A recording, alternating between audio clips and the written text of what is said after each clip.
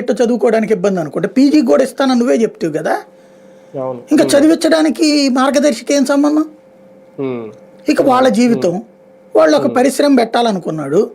ఇప్పుడు ఒక అతను ఫర్ ఎగ్జాంపుల్ ఒక మహిళ ఇస్త్రాకులు కుట్టుకునేటటువంటి పని వచ్చామకి ఓ చిన్న ఇండస్ట్రీ పెట్టాలి, ఇస్త్రాకులు కుట్టుకునేటటువంటి ఇండస్ట్రీ పెట్టాలి అంటే ఆ ఎక్విప్మెంట్ అదంతా కలిపి ఒక 5 లక్షలు 10 లక్షలు అవుతుంది.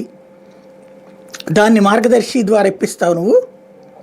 ఈ మార్గదర్శి అని రామోజీరావు గారి సంస్థకి అడ్వర్టైజ్మెంట్ లాగా ఉంది, అది అంత మించేం లేదు. ఫ్రీగా ఇస్తారా?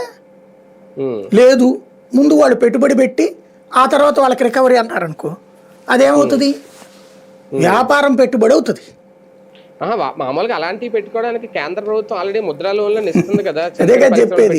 ఇప్పుడు నిన్ననే ఆయన మాట్లాడారు మోడీ గారు, 33 లక్షల కోట్లు ఇచ్చారట 10 ఏళ్లలో.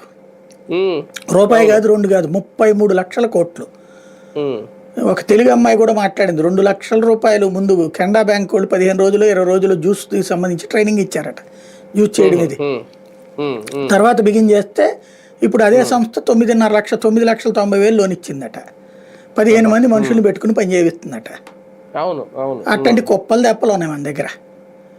ఇప్పుడు అసలు ఏం చేపిస్తారనేది అర్థం కావాలి కదా. ఇప్పుడు ఒక కూరగాయల బండి నడుపుతున్నారండి, లేకపోతే ఇంట్లో కూరగాయలు అమ్ముకుంటున్నారండి, లేదా సోడా బండి నడుపుకుంటున్నారండి, పూలు అమ్ముకుంటున్నారండి, లేదా టీ స్టాల్ నడుపుకుంటున్నారండి.